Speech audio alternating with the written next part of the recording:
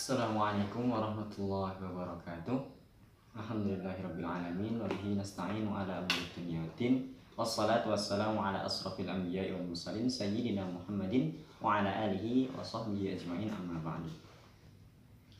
Yang pertama dan yang paling utama adalah kita panjatkan puja dan puji syukur kita atas kehadirat Allah Subhanahu wa taala, yang dimana atas karunia curahan rahmat serta hidayahnya kepada kita semua, sehingga kita masih bisa mendengarkan isi kajian yang insya Allah akan disampaikan oleh pemateri kita pada kali ini. Langsung saja untuk menyingkat waktu kita pada kali ini, pada bagian kelima kali ini menyambung dari tafsir Ibnu Katsir yang akan disampaikan oleh pemateri kita Ustadz Muhammad Sena. Kepadanya waktu dan tempat kami persilakan. Assalamualaikum warahmatullahi wabarakatuh. Alhamdulillah rabbil alamin. Asyhadu an la ilaha illallah wa la syarikalah wa asyhadu anna Muhammadan abduhu wa rasuluhu la nabiyya wa la rasula ba'dah. Allahumma sholli wa sallim wa barik ala Muhammadin wa ala alihi wa sahbihi wa man tabi'ahum bi ihsanin ila yaumiddin, amma ba'd. Terima kasih atas waktu yang sudah diberikan kepada saya oleh pembawa acara. Alhamdulillah, kita akan melanjutkan kajian kita pada kesempatan siang hari ini, yaitu mengkaji surah Al-Insyiqaq mulai dari ayat yang ke-16. Langsung saja kita mulai. A'udzubillahi minasyaitonirrajim. Fala uqsimu bisyafaq. Sungguh aku bersumpah demi warna merah pada waktu senja. Wal laili, dan demi malam. Wa ma wasaq, dan apa-apa yang menyelimutilah ia padanya. Wal qamari, dan demi bulan. Idza tasak, apabila telah menjadi purnama. Latar kabunna tobakon an tobak, maka sungguh-sungguh engkau akan melalui tahapan demi tahapan kehidupan. Kita akan cermati terlebih dahulu ayat yang ke-16, 17, dan 18. Karena 3 ayat ini adalah qasam atau sumpah Allah Subhanahu wa taala. Yang pertama ayatnya ke-16 ya, sumpah Allah dengan asyafaq ya. Fala uqsimu bisyafaq. Kita akan lihat apa sesungguhnya arti dari asyafaq itu.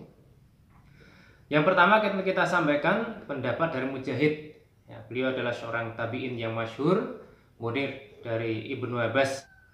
Qala Mujahid berkata, asyafaq adalah hamratul ufuqi, warna merah di ufuk, imma qabla tulu'i syamsi, ada kalanya muncul ketika terbitnya matahari, wa imma ba'da ghurubiha, dan ada kalanya muncul setelah terbenamnya matahari.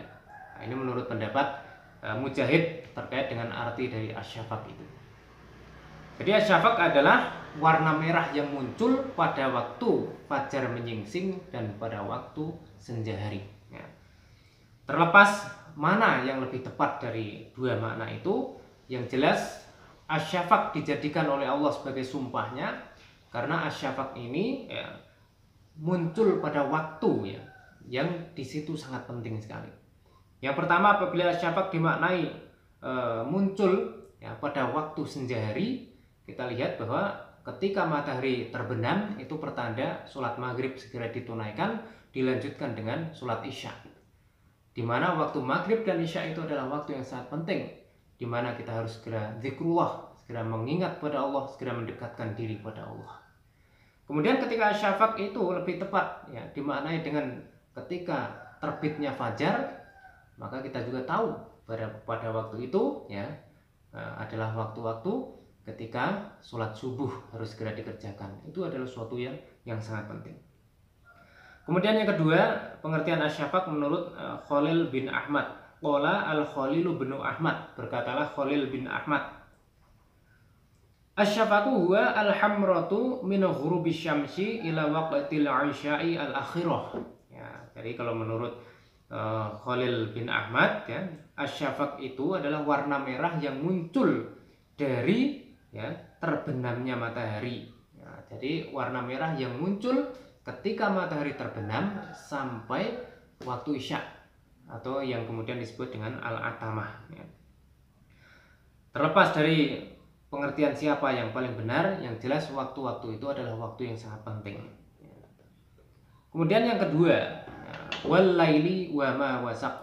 Allah bersumpah demi malam. Wa ma dan demi apa-apa, wasaqo yang menyelimutilah ia malam. Artinya Allah yang pertama sumpah demi malam. Ya. Mengapa Allah bersumpah demi malam? Karena waktu malam itu juga waktu yang harus kita perhatikan. Di mana pada waktu malam ada qiyamul lail. Ya, ada ibadah yang dilakukan pada malam hari. Kemudian pada waktu sepertiga akhir malam ada waktu yang sangat mustajabah, yaitu waktu malam. Ya. Kemudian wa ma wasak dan apa-apa yang diselimuti oleh malam. Apa sungguhnya diselimuti oleh malam itu? Di sini ada pendapat ya, yang disampaikan oleh Ibnu Abbas bahwa yang dimaksud dengan wa ma wasak itu adalah an-nujumu wa dabbah, bintang-bintang dan binatang melata yang muncul pada malam hari. Kemudian yang terakhir, wal qamari idzat tasak, demi bulan apabila telah menjadi purnama. Qala Ibnu Abbas, ya, idzat tama'a wastawa. Jadi arti dari ittasaqo itu menurut Ibnu Abbas adalah idzat tama'a, apabila bulan itu mengalami ijtima', ya, wastawa. Ya. Artinya apa? Bulan itu mengalami ijtima' dan pada waktu bulan mengalami ijtima' itu terjadi pada bulan purnama. Setelah kita menyebutkan ya sumpah Allah ya dalam ketiga ayatnya itu ayat 16, 17 dan 18, sekarang kita akan membahas tentang muqsam alaih. Muqsam alaih adalah suatu peristiwa, suatu kejadian, sesuatu hal yang mana Allah bersumpah karenanya. A'udzu billahi minasyaitonir rajim. Latarkabunna tabaqan an tabaq. Sungguh-sungguh kamu akan melewati tahapan demi tahapan kehidupan.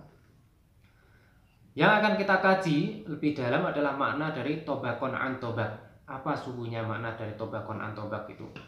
Yang pertama, ya, kita akan jelaskan apa yang disampaikan oleh Ibnu Abbas.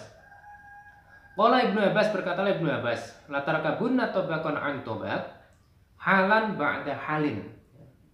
Tabaqan an tabaq ay halan ba'da halin. Jadi suatu keadaan setelah keadaan yang lain. Artinya apa?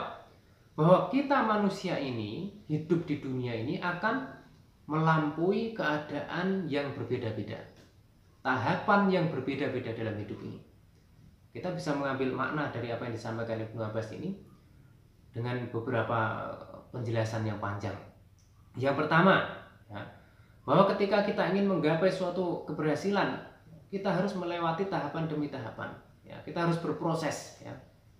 Ketika ada orang yang mau berhasil, ya, mau sukses, ya ada prosesnya. Tidak ada yang kemudian ujuk-ujuk dalam istilah Jawanya sukses, melainkan ada perjuangan yang mengiringinya. Ketika mau menjadi pemenang, ada perjuangan panjang yang mengiringinya. Ketika mau pandai, mau pinter, ada proses belajar panjang yang mengiringinya. Itulah yang disebut halan ba'da halin. Keadaan demi keadaan yang dilewati untuk mencapai suatu keadaan. Nah, ini adalah sunatullah yang memang Allah sudah izinkan terjadinya dunia ini.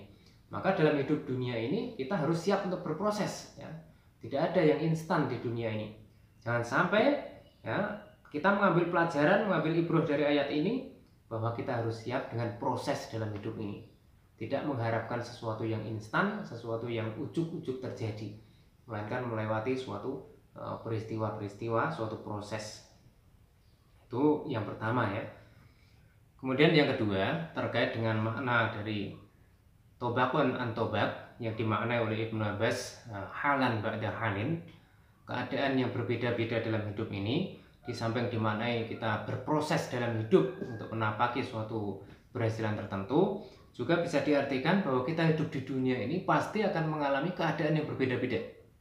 Kadang-kadang senang, kadang-kadang bahagia, kadang-kadang menderita, kadang-kadang bahagia, kadang-kadang bersedih, kadang-kadang pada posisi kita itu enak, kadang pada posisi kita itu sengsara.